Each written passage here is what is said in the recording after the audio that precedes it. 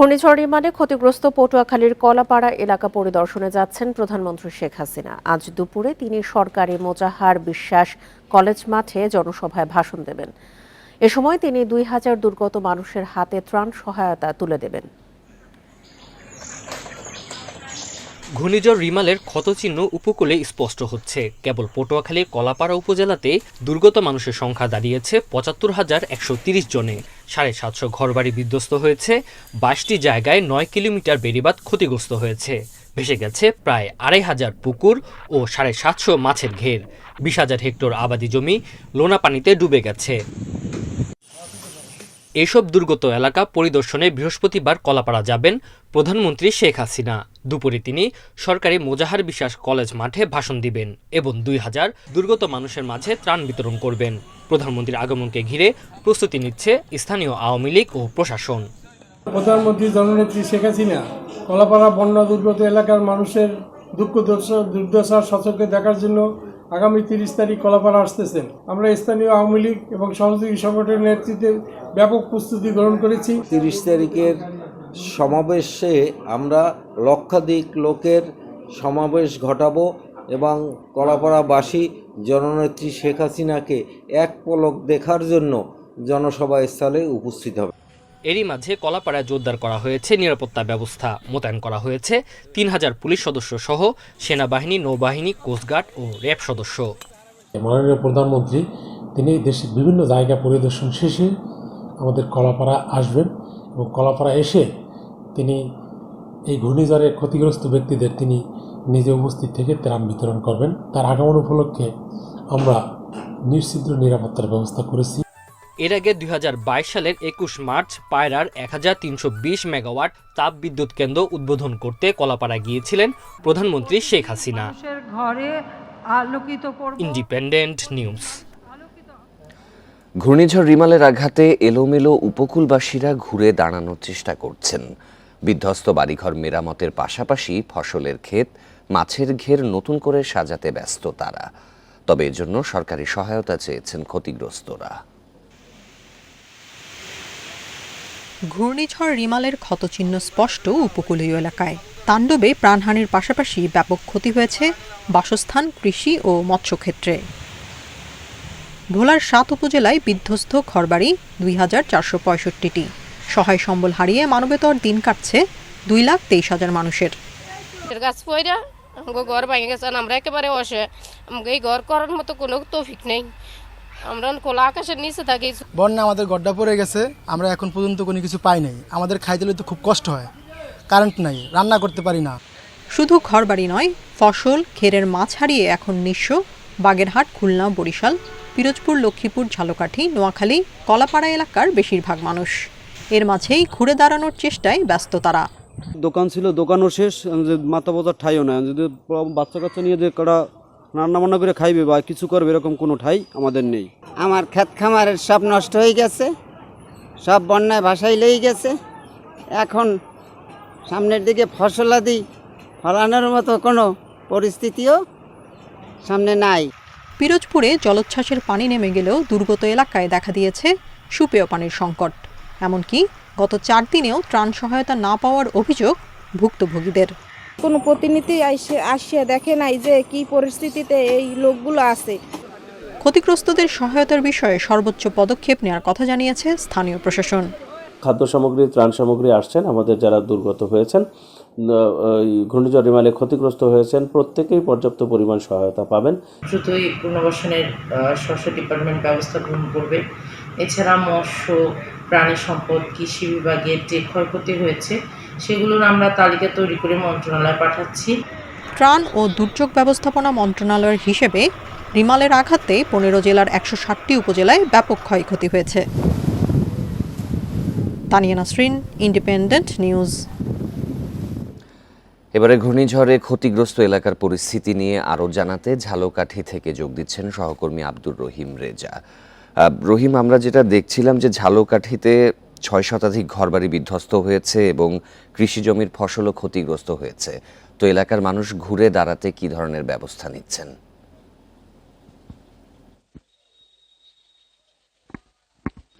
জি দেখুন, আসলে অনেক বছর যারা বৃদ্ধ রয়েছে, প্রায় শতবর্ষী, তাদের কয়েকজনের সাথেও কথা বলেছি। তারা বলেছে যে তাদের বয়সে এত বেশি পানি তারা কখনো দেখেনি।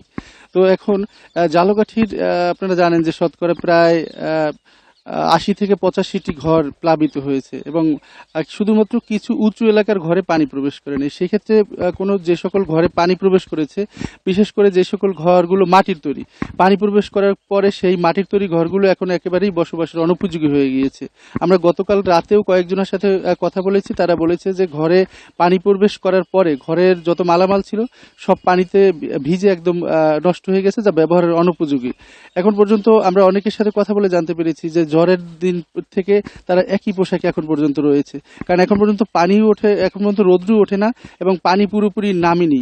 নিচু এলাকায় এখন আমরা দেখেছি স্বাভাবিকের চেয়ে 1 থেকে 2 বা 3, কোথাও 3 ফুট পানি রয়েছে। জোয়ারের সময় এখনো স্বাভাবিক হয়নি। আগে যেরকমের জোয়ারে পানি ছিল তার চেয়ে 2-3 ফুট পানি এখনো বেশি জোয়ারের সময় আসে, যে কারণে আসলে যে সকল ঘরের মাটি সরে গিয়েছে এবং ঘরের যে সকল ঘরের টিন উড়ে গিয়েছে, ভেঙে গিয়েছে বা পড়ে গিয়েছে, যেগুলো বিধ্বস্ত হয়ে গিয়েছে, সেগুলো তো প্রস্তুত করার কোনো সুযোগই তারা পাচ্ছে না। আর যে সকল ঘর ক্ষতিগ্রস্ত হয়েছে সেগুলোতে কোনো রকমের তারা আসলে দিন যাপন করছে। তবে অধিকাংশ এ সকল ঘরেই কিন্তু রান্না হচ্ছে না।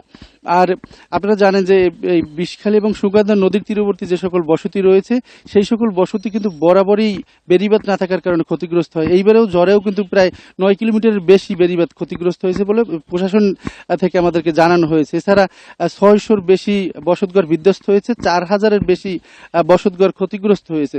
তো এই যারা বিধ্বস্ত হয়েছে যে সকল বসতি, সেই সকল ঘরে কিন্তু এখন পর্যন্ত পুনরায় যে ঘর নির্মাণ করবে বা পুনরায় যে নতুন করে তৈরি করবে, সেই রকমের সম্বল তাদের কিন্তু আসলে নেই। আর প্রশাসনের পক্ষ থেকে যেটা বলা হচ্ছে যে মন্ত্রণালয় তারা ক্ষতির তালিকা করে পাঠিয়েছে, যদি বরাদ্দ আসে তখন তাদেরকে সহযোগিতা করা হবে, কিন্তু সেটা তো অনেক সময় সাপেক্ষ ব্যাপার। আর বিদ্যুতের বিষয়টি একটু বলি যে গতকাল রাতে ঝালকাঠির অল্প কিছু এলাকায় বিদ্যুৎ দিয়েছে।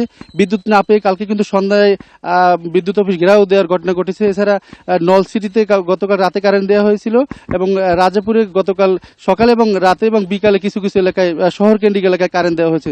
কাঠালি এখন পর্যন্ত বিদ্যুৎ লাইন চালু হয়নি। বিদ্যুতের লাইন পুরোপুরি চালু হওয়ার পরে আসলে আরো যাবে মোবাইল নেটওয়ার্ক সচল হলে। এই ছিল আসলে এখানকার পরিস্থিতি। ঘূর্ণিঝড় রিমালের প্রভাবে ঝালকাঠির পরিস্থিতির খবর জানাচ্ছিলেন সহকর্মী আব্দুর রহিম রেজা। সাবেক সেনাপ্রধান জেনারেল আজিজ আহমেদের বিরুদ্ধে ক্ষমতার অপব্যবহার ও দুর্নীতির অভিযোগ অনুসন্ধানে দুর্নীতি দমন কমিশন দুদকে আবেদন করেছেন হাইকোর্টের এক আইনজীবী। বুধবার দুপুরে তার আবেদন নিয়ে দুদক চেয়ারম্যান জানান, এখতিয়ারভুক্ত কোনো অভিযোগই এড়িয়ে যাওয়ার সুযোগ নেই। 2021 সালে একটি আন্তর্জাতিক সংবাদ মাধ্যমে জেনারেল আজিজ ও তার ভাইদের দুর্নীতি ও ক্ষমতার অপব্যবহার নিয়ে প্রামাণ্য অনুষ্ঠান প্রচার হয়, যা নিয়ে সমালোচনার ঝড় ওঠে দেশে বিদেশে। সম্প্রতি আজিজ আহমেদের ওপর মার্কিন নিষেধাজ্ঞা আসে।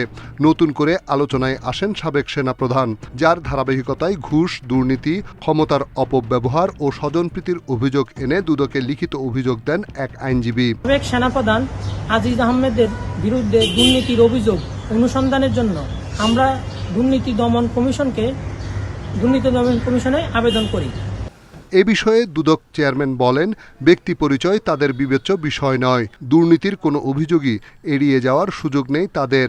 আমাদের দুদকের শিডিউলভুক্ত যদি কোনো অপরাধের অভিযোগ থাকে, তাই দুদকে তো ওটা আমাদের নেওয়া ছাড়া তো বিকল্প কিছু নাই। আমরা দেখব, অভিযোগটা পরীক্ষা করে দেখব। অভিযোগ আমলযোগ্য হলে আজিজ আহমেদের বিরুদ্ধে আইন অনুযায়ী ব্যবস্থা নেওয়া হবে বলে জানান Dudok chairman. Rishad Huda, independent news, Dhaka. General Aziz Ahmed ও বেনজির আহমেদের বিরুদ্ধে দুর্নীতির প্রমাণ মিললে ছাড় দেবে না সরকার। আওয়ামী লীগ সাধারণ সম্পাদক ওবায়দুল কাদের এই হুঁশিয়ারি দিয়েছেন। বুধবার ধানমন্ডিতে সংবাদ সম্মেলনে তিনি মন্তব্য করেন, দুর্নীতির অভিযোগ ব্যক্তিগত, আওয়ামী লীগের এতে কোনো দায় নেই। রাজনৈতিক এবং সমসাময়িক নানা বিষয় নিয়ে সাংবাদিকদের মুখোমুখি হন আওয়ামী লীগ সাধারণ সম্পাদক। প্রশ্ন ওঠে সাবেক সেনাপ্রধান জেনারেল আজিজ আহমেদ এবং সাবেক আইজিপি বেনজির আহমেদকে নিয়ে। অপরাধ, সেজন্য শাস্তি তাকে পেতেই হবে। ওবায়দুল কাদের দাবি করেন, যোগ্যতা বিবেচনায় সেনাপ্রধান হয়েছিলেন আজিজ আহমেদ এবং পুলিশ প্রধান বেনজির আহমেদ। তাদের দুর্নীতির প্রমাণ পেলে ছাড় দেয়া হবে না।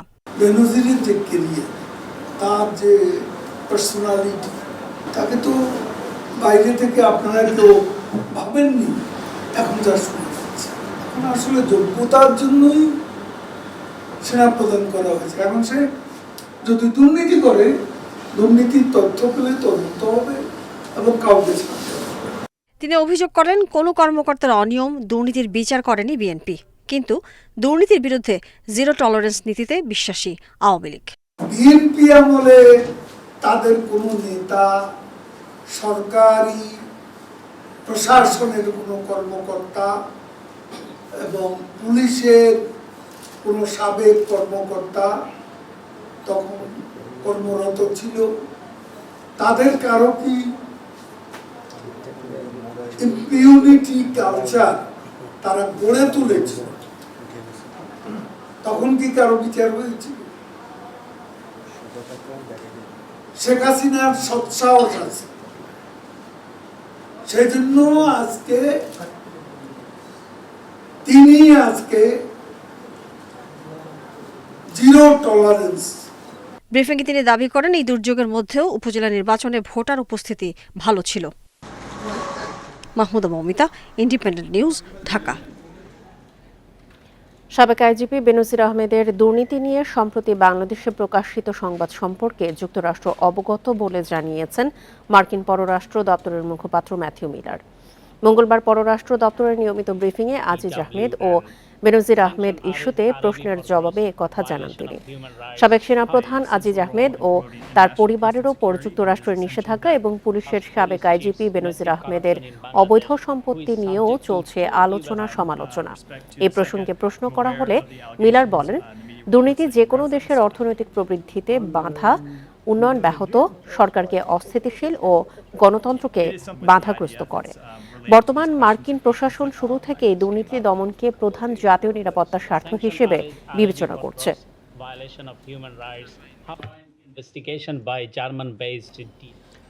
সরকার 15 বছরে অনেক আজিজ বেনজির তৈরি করেছে বলে অভিযোগ করেছেন বিএনপি মহাসচিব মির্জা ফখরুল ইসলাম আলমগীর। দলের প্রতিষ্ঠাতা জিয়াউর রহমানের মৃত্যুবার্ষিকী উপলক্ষে বুধবার এক অনুষ্ঠানে তিনি বলেন, জনগণ যাতে দেশ পরিচালনার সিদ্ধান্ত নিতে পারে সেজন্য নিরপেক্ষ নির্বাচন দিতে হবে। বেনজির বা আজিজ কেন ভুক্তভোগী হবে? আপনারা ভুক্তভোগী হবেন না? এই অবস্থা তৈরি করেছে কারা? একজন বেনজির তো নয়, একজন আজিজ নয়, অসংখ্য বেনজির বা আজিজ আপনারা তৈরি করেছেন, যারা বাংলাদেশকে লুট করে খাচ্ছে। বন্ধু, কলকাতায় সেপটিক ট্যাঙ্ক থেকে উদ্ধার মাংসের ফরেনসিক পরীক্ষায় নিশ্চিত ফল পাওয়া নিয়ে সংশয়ে ঢাকা মেডিকেলের ফরেনসিক বিভাগের প্রধান। তার মতে 2 সপ্তাহ আগে সেপটিক ট্যাঙ্কে ফেলা মাংসের ফরেনসিক পরীক্ষায় জটিলতা আছে, তবে চুল বা হাড় পরীক্ষায় মৃত্যুর অনেকদিন পরও নিশ্চিত ফল পাওয়া সম্ভব। এদিকে ডিএনএ পরীক্ষার জন্য প্রস্তুত এমপি আনোয়ারুল আজিম আনারের মেয়ে। এমপি আনোয়ারুল আজিম হত্যাকাণ্ড তদন্তে ঢাকা মহানগর পুলিশের গোয়েন্দা শাখার প্রধান হারুনুর রশিদের নেতৃত্বে 3 সদস্যের দল যান কলকাতায়। 28 মে বিকেলে কলকাতার নিউ টাউনের সেনজিভা গার্ডেনের সেপটিক ট্যাঙ্ক থেকে প্রায় 4 কেজি মাংসের টুকরা উদ্ধার করে বাংলাদেশের ডিবি পুলিশ ও কলকাতার সিআইডি। তবে তা এমপি আজিমের মরদেহের অংশ কিনা তা নিশ্চিত হতে ফরেনসিক পরীক্ষা পর্যন্ত অপেক্ষা করতে বলছেন গোয়েন্দারা। উদ্ধার হওয়া মাংস পরীক্ষার ফলে পরিচয় নিশ্চিত হওয়া যাবে কিনা তা নিয়ে সংশয়ে ঢাকা মেডিকেলের ফরেনসিক বিভাগের প্রধান। ওনারা কি অবস্থায় পেয়েছেন? মাংসপেশি যদি শুধু মাংসপেশির হয়ে থাকে, সেটা যদি ডিকম্পোজড না হয়ে থাকে, তাহলে ডিএনএ অ্যানালাইসিস প্রোফাইলিং করা সম্ভব। কিন্তু যদি ডিকম্পোজড হয়ে যায়, পচে যায়, সেখান থেকে ডিএনএ অ্যানালাইসিস করা দুরূহ কাজ। তবে খুনে ব্যবহৃত অস্ত্রে লেগে থাকা রক্ত, মরদেহের হাড় বা চুল দিয়ে অনেকদিন পরও ডিএনএ পরীক্ষার নিশ্চিত ফল পাওয়া সম্ভব বলছেন বিশেষজ্ঞ। ছুরি বা চাপাতে কিছু দিয়ে তো কাটা হয়েছে, সেগুলি থেকে যদি ব্লাড স্টেনটা আমরা বলি, ব্লাড স্টেন যদি কালেক্ট করতে পারে, ব্লাড স্টেন কিন্তু ওয়েপনে অনেক দিন, ইনস্ট্রুমেন্টে অনেক দিন লেগে থাকতে পারে, এবং এটা যখন ইয়ার ড্রাইড হয়ে যায়, আমরা বলি ইয়ার ড্রাইড, সেটা সহজে ডিকম্পোজড হয় না। সেখান থেকে ইজিলি ডিটেক্ট করা, মানে একটা ডিএনএ প্রোফাইলিং পূর্ণাঙ্গ ডিএনএ প্রোফাইলিং পাওয়া সম্ভব। এমপি আনোয়ারুল আজিমের মেয়ে মুমতারিন ফেরদৌস ডরিন জানান, ডিএনএ পরীক্ষার জন্য তাদের আনুষ্ঠানিকভাবে কিছুই জানানো হয়নি। ডিএনএ টেস্টের যে ব্যাপারটা বললেন, এটা আমার সাথে এখনো পর্যন্ত এরকম কোনো কথা হয়নি। তবে যেটা আমরা নিউজে দেখছি যে মাংসের ব্যাপারটা দেখানো হচ্ছে, তো অবশ্যই ওটা ডিএনএ টেস্ট না হলে তো এটা আসলে আমরা সঠিক প্রমাণ হিসেবে তো মেনে নিতে পারবো না। ভিসা পেলে ফরেনসিক পরীক্ষার জন্য দ্রুত কলকাতায় যাওয়ার কথা জানিয়েছেন এমপি আজিমের মেয়ে ডরিন। রেজওয়ানুল হক, ইন্ডিপেন্ডেন্ট নিউজ, ঢাকা। তৃতীয় ধাপের উপজেলা নির্বাচনে বেসরকারি ফলাফলের 87 উপজেলার 76টিতেই জয় পেয়েছেন আওয়ামী লীগ নেতারা। এছাড়া স্বতন্ত্র 5 জন, জাতীয় পার্টির 3 জন, বিএনপির বহিষ্কৃত 1 জন, জাসদের 1 এবং জেএসএস থেকে 1 জন বিজয়ী হয়েছেন। গণনা শেষে রাতেই বেসরকারি ফল ঘোষণা করেন সংশ্লিষ্ট রিটার্নিং কর্মকর্তারা। তৃতীয় ধাপে বুধবার সকাল থেকে বিকেল 4টা পর্যন্ত দেশের 87 উপজেলায় ভোট গ্রহণ হয়। 16টিতে ইভিএমে এবং বাকিগুলোতে ব্যালটে ভোট নেওয়া হয়। বিকেল 4টায় ভোট শেষ হয়। ইভিএমে ভোট হওয়া উপজেলায় ফল ঘোষণা হয় দ্রুত। ব্যালটে হওয়া ভোটে ফল ঘোষণায় সময় লাগে 5 থেকে 6 ঘন্টা। গণনা শেষে রাতেই কেন্দ্র থেকে বেসরকারি ফল ঘোষণা করেন সংশ্লিষ্ট রিটার্নিং কর্মকর্তারা। জনাব মোহাম্মদ শামসুল হক হেলিকপ্টার প্রতীক নিয়ে ভোট পেয়েছেন 2964 ভোট। জনাব সুদেব কুমার সাহা মোটরসাইকেল প্রতীক নিয়ে ভোট পেয়েছেন 34,000 ভোট। জনাব হাসিবুদ্দিন আহমেদ ঘোড়া প্রতীক নিয়ে ভোট পেয়েছেন 11,329 ভোট। ফলাফল বিশ্লেষণে দেখা যায় যে জনাব সুদেব কুমার সাহা বেসরকারিভাবে চেয়ারম্যান হিসেবে নির্বাচিত হয়েছেন। দ্বিতীয় ধাপের নির্বাচনেও আওয়ামী লীগ নেতাদের জয় বেশি। ফল ঘোষণার পরপরই বিজয়ীদের শুভেচ্ছা জানান নেতাকর্মীরা। এই বিজয় কৃষক, শ্রমিক, মেহনতি মানুষ, দিনমজুর, রিক্সা চালক, অটো চালক, ভ্যান চালক, সর্বস্তরের মানুষের বিজয়। আমার দাগনভূঞা এলাকার সর্বস্তরের জনগণ স্বতঃস্ফূর্তভাবে ভোট দিয়ে আমাকে চতুর্থবারের মতো নির্বাচিত করাতে আমি ব্যক্তিগতভাবে আনন্দিত এবং আমি দাগনভূঞাবাসীর কাছে সারা জীবনের জন্য আবারও ঋণী হয়ে গেলাম। আমি চেষ্টা করব আগামী 5টি বছর দেশ ও জনগণের সেবা করার জন্য, বিশেষ করে পিছিয়ে পড়া তৃণমূল জনগণকে যাতে সরকারের প্রত্যেকটি সেবা পৌঁছে দিতে পারি, সে বিষয়টা আমি সচেষ্ট থাকব। তৃতীয় ধাপে স্থগিত 22টি উপজেলার মধ্যে 20টিতে ভোট 9 জন এবং 2টিতে হবে 5 জন। মাহমুদ শরীফ, ইন্ডিপেন্ডেন্ট নিউজ। এদিকে কিছু বিচ্ছিন্ন ঘটনা ছাড়া তৃতীয় ধাপে 87 উপজেলায় ভোট শান্তিপূর্ণ ও সুষ্ঠু হয়েছে বলে জানিয়েছেন প্রধান নির্বাচন কমিশনার কাজী হাবিবুল আউয়াল। বুধবার ভোট শেষে নির্বাচন কমিশন ভবনে এক ব্রিফিংয়ে সিইসি বলেন, ভোটের হার 35 ভাগের মতো হতে পারে। সুষ্ঠু ভোট আয়োজন করায় আইন শৃঙ্খলা বাহিনীকে ধন্যবাদ জানান সিইসি। 109 উপজেলায় ভোট গ্রহণের কথা থাকলেও ঘূর্ণিঝড় রিমালের কারণে পরে 22 উপজেলায় ভোট স্থগিত করা হয়। বুধবার সকাল 8টায় দেশের 87 উপজেলায় ভোট গ্রহণ শুরু হয়, চলে একটানা বিকেল 4টা পর্যন্ত। প্রতীকের সঙ্গে ব্যালট পেপারে ছাপানো প্রতীকের মিল না থাকায় বগুড়া সদর উপজেলা পরিষদে ভাইস চেয়ারম্যান পদে ভোট স্থগিত করা হয়। এতে রিটার্নিং কর্মকর্তাকে সাময়িক বহিষ্কার করে কমিশন। বিকেলে সিইসি বলেন, ভোট অবাধ, নিরপেক্ষ ও শান্তিপূর্ণ হয়েছে। 2-4টি বিচ্ছিন্ন ঘটনা ছাড়া ভোট সফল বলেও জানান সিইসি। 2-4টি অনভিপ্রেত ঘটনা ছাড়া সাধারণভাবে নির্বাচন যথেষ্ট শান্তিপূর্ণভাবে হয়েছে। খুবই সীমিত পরিসরে কয়েকটি অপ্রীতিকর ঘটনা ঘটেছে, কিন্তু সেগুলো এমন নয় যে অবাধ ভোটাধিকার প্রয়োগকে বাধাগ্রস্ত করেছে বা প্রতিহত করেছে, তা নয়। ভোটের হার 35 ভাগ হতে পারে বলে জানান সিইসি। ভোটের হার নিয়ে ইসি বিশ্লেষণ করবে না বলেও জানান সিইসি। যে তথ্য পেয়েছি সেটা আমার বা আমাদের পর্যালোচনায় এটা 35+ হতে পারে, 35+, বেশি হতে পারে, কমও হতে পারে। বিশ্লেষণটা আমরা করব না। যদি বলে যে 99% হয়েছে, আমি বলবো যে 99%। এটা হচ্ছে আপনাদেরকে তথ্য দেওয়া। বিশ্লেষণ আপনারা করবেন, বিশ্লেষণ রাজনীতিবিদরা করবেন। এর আগে উপজেলা পরিষদ নির্বাচনের প্রথম ধাপে 8 মে 36 ভাগ ভোট পড়ে। এরপর 21 মে দ্বিতীয় ধাপে এ হার বেড়ে দাঁড়ায় 38%। Mahmudul Hasan, independent news, Dhaka. নতুন শিক্ষাক্রমের শ্রেণী উপস্থিতি ৭০% না হলে কোনো শিক্ষার্থী এসএসসি পরীক্ষায় অংশ নিতে পারবে না। সেই সঙ্গে 3টি বিষয়ের মূল্যায়ন যদি ষষ্ঠ স্তরের বিকাশমান পর্যায়ে থাকে তাহলে তাকে অকৃতকার্য হিসেবে ধরা হবে। সে পরবর্তী শ্রেণীতে উঠতে পারবে না। নতুন শিক্ষাক্রমের রূপরেখায় এই প্রস্তাবনা রয়েছে। চলতি বছর থেকে মাধ্যমিকের ষষ্ঠ থেকে নবম শ্রেণী পর্যন্ত নতুন শিক্ষাক্রমে ক্লাস চলছে, কিন্তু এখনো চূড়ান্ত হয়নি মূল্যায়ন পদ্ধতি। তবে নতুন শিক্ষাক্রমের রূপরেখায় বলা হয়েছে 7 স্তরে শিক্ষার্থীদের মূল্যায়ন হবে। অনন্য, অর্জনমুখী, অগ্রগামী, সক্রিয়, অনুসন্ধানী, বিকাশমান এবং প্রারম্ভিক।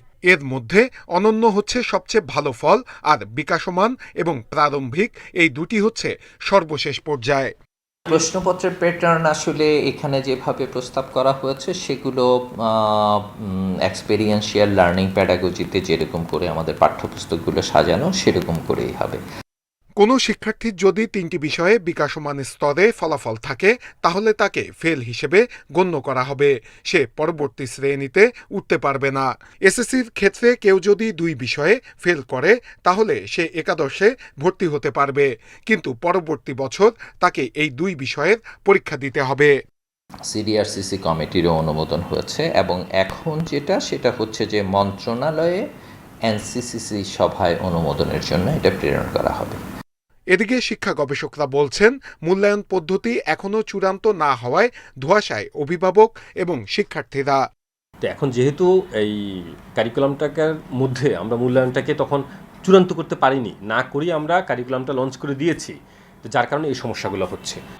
শিক্ষকরা বলছেন বিষয়গুলো পুরোপুরি পরিষ্কার না হওয়ায় মূল্যায়ন নিয়ে শিক্ষকদের প্রশিক্ষণ জরুরি।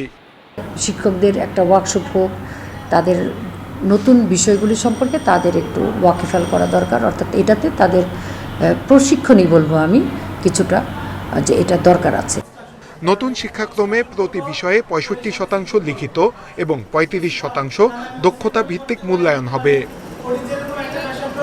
নূরে আলম, ইন্ডিপেন্ডেন্ট নিউজ, ঢাকা। কলকারখানা, শিল্প ও বাণিজ্যিক প্রতিষ্ঠানে দুর্ঘটনা রোধ ও নিরাপদ কর্মপরিবেশ নিশ্চিতে সরকার কিছু কার্যকরী সিদ্ধান্ত নিয়েছে বলে জানিয়েছেন প্রধানমন্ত্রীর বেসরকারি শিল্প ও বিনিয়োগ উপদেষ্টা সালমান এফ রহমান। বুধবার সচিবালয়ে স্বরাষ্ট্র মন্ত্রণালয়ের সভাকক্ষে দুর্ঘটনা রোধ ও নিরাপদ কর্মপরিবেশ নিশ্চিতে গঠিত জাতীয় কমিটির 3য় সভায় এসব সিদ্ধান্ত হয়। গত 29 ফেব্রুয়ারি রাজধানীর বেইলি রোডের গ্রিন কোজি কটেজে আগুনে নিহত হয় 46 জন। বেইলি রোডের অগ্নিকাণ্ডের পর সরকার একটি ওয়ান স্টপ সার্ভিস করতে সিদ্ধান্ত নেয়। দুর্ঘটনা রোধে সব সিদ্ধান্ত নেওয়া যায়। বুধবার এই কমিটির বৈঠকের পর কলকারখানা, শিল্প ও বাণিজ্যিক প্রতিষ্ঠানে দুর্ঘটনা রোধে বিডাকে ওয়ান স্টপ সার্ভিস করেছে সরকার। সেখানে প্ল্যানিং ও ফায়ার সার্ভিসও থাকবে। তিনি বলেন, এরই মধ্যে 3 পর্যায়ে সারা দেশের কলকারখানা পরিদর্শন করা হয়েছে। বিডা যেটা করবে, বিডা সমন্বয় করে এক জায়গা থেকে সব পারমিশনটা পাবেন। পারমিশন ওরাই দিবে, কিন্তু পারমিশনটা, অনুমতিটা আপনি পাবেন এক জায়গায়, আপনার একটা ফোকাল পয়েন্টে, আপনার অনলাইন আপনি এই পারমিশনটা পাবেন। কমিটির সিদ্ধান্ত অনুযায়ী রাজধানীর গুলশান শপিং কমপ্লেক্স ইতিমধ্যে ভেঙে ফেলা হয়েছে বলে জানান সালমান এফ রহমান। এছাড়া মৌচাক মার্কেট নিয়ে হাইকোর্টের সিদ্ধান্ত অনুযায়ী সংস্কার করার জন্য সিদ্ধান্ত হয়েছে। রাজুক ও দক্ষিণ সিটি কর্পোরেশন বিষয়টি দেখবে বলেও জানান তিনি।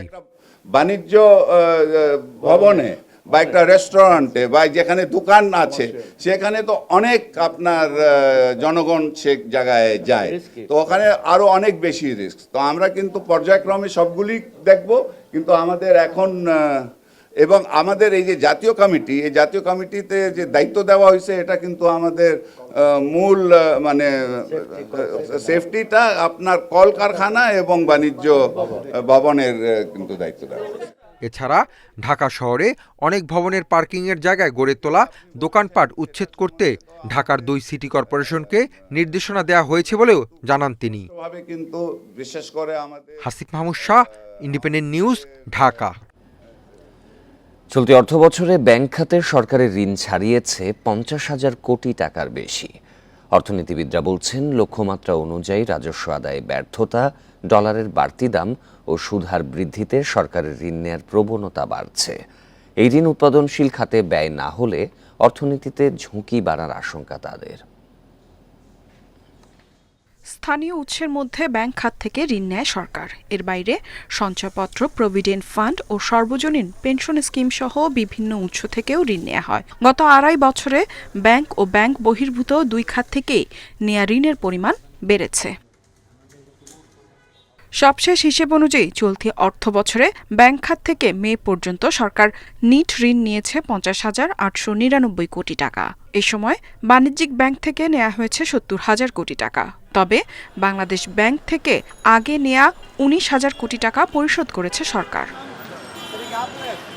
ব্যাংক সংশ্লিষ্টরা বলছেন, খরচ বেড়ে যাওয়ায় তারল্য সংকটের মধ্যেও সরকারকে এখন ব্যাংক থেকেই ঋণ নিতে হচ্ছে। লিকুইডিটি ক্রাইসিস তত হবে না, ক্যাপিটাল মার্কেটের টাকা তুলনামূলক এখন কম যাচ্ছে।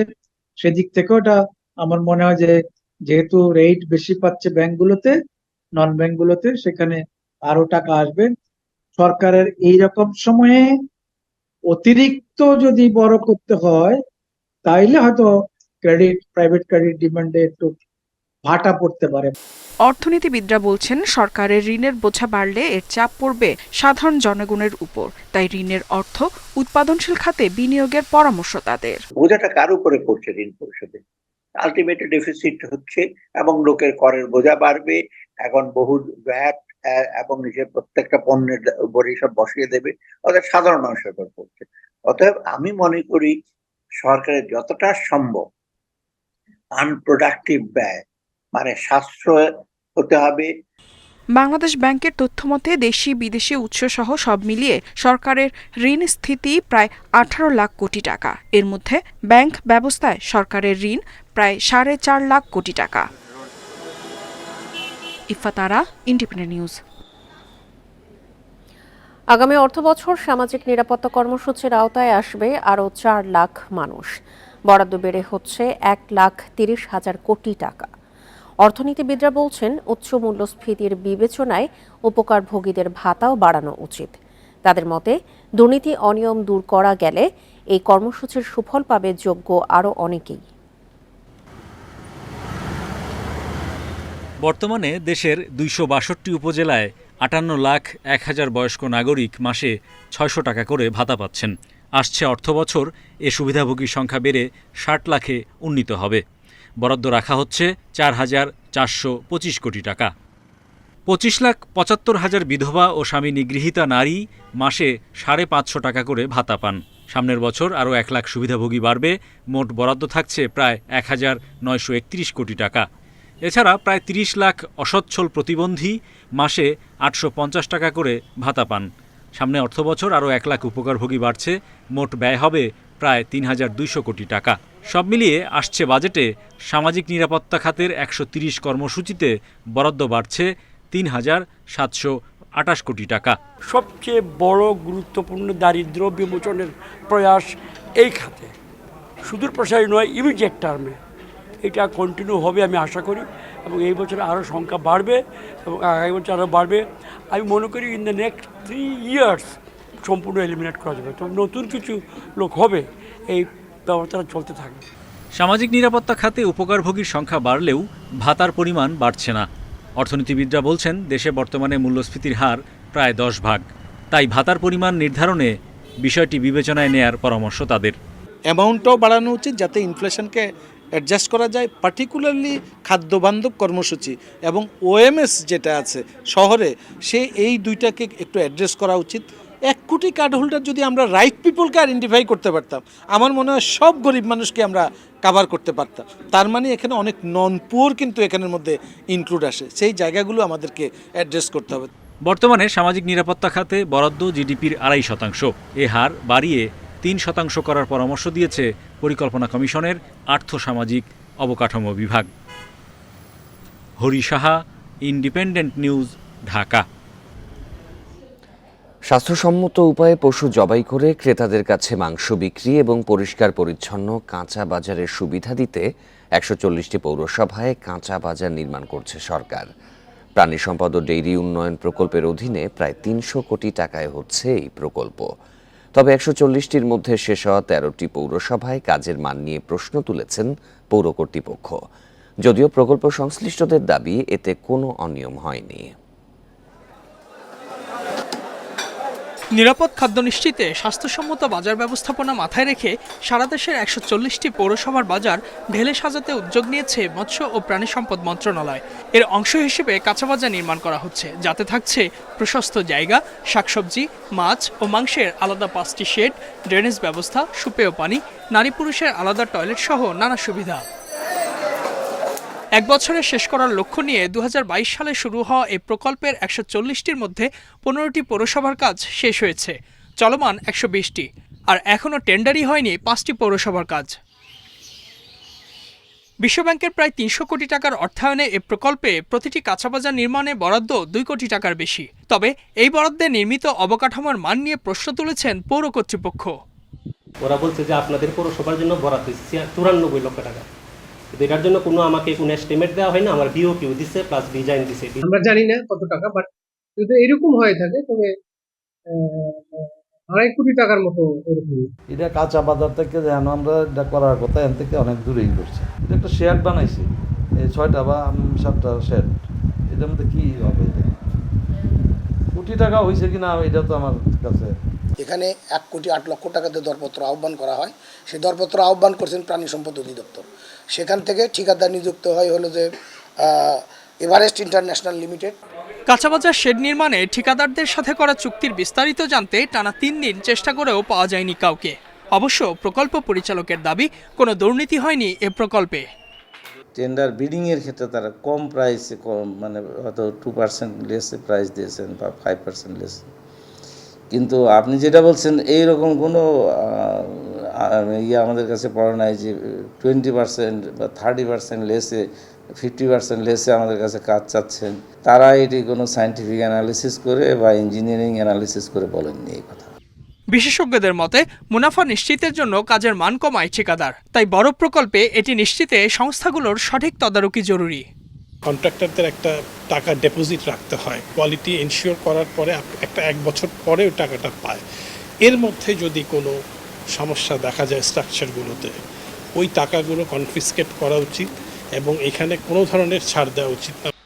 পরিকল্পনা মন্ত্রণালয়ের বাস্তবায়ন, পরিবীক্ষণ ও মূল্যায়ন বিভাগের গত বছরের জুনে করা সবশেষ প্রতিবেদনেও এলডিডিপির বিভিন্ন প্রকল্পে উঠে এসেছে নানা অনিয়ম ও অব্যবস্থাপনার কথা। Ijazur Rahman, independent news, Dhaka.